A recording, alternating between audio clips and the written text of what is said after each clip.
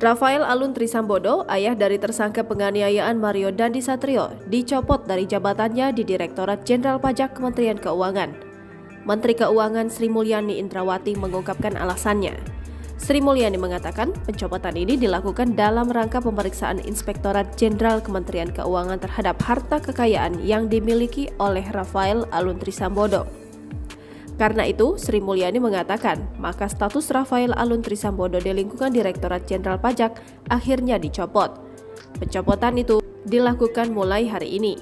Seperti diketahui, selain terkait kasus penganiayaan, netizen juga menyoroti gaya hidup tersangka Mario Dandi Satrio yang kerap memamerkan kendaraan mewah di media sosial. Buntutnya, harta kekayaan Rafael Alun Trisambodo sebagai sang ayah juga mendapat atensi. Berdasarkan laporan LHKPN terakhirnya, Rafael Alun Trisambodo tercatat memiliki harta kekayaan mencapai 56 miliar rupiah.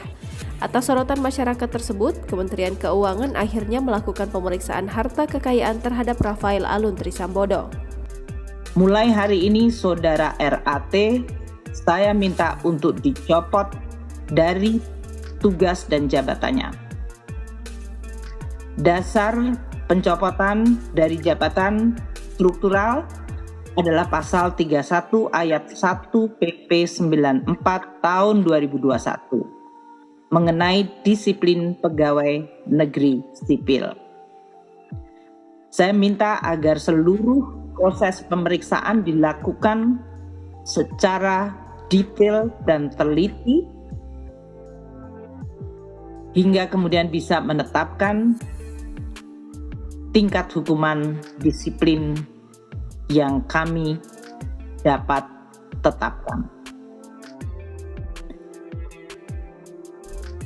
Agar pemeriksaan pelanggaran disiplin Saudara RAT ditindaklanjuti.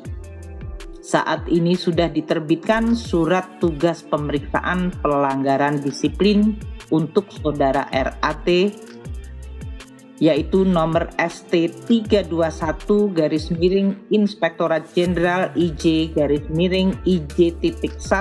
2023. Jangan lupa subscribe, share, komen, dan like ya!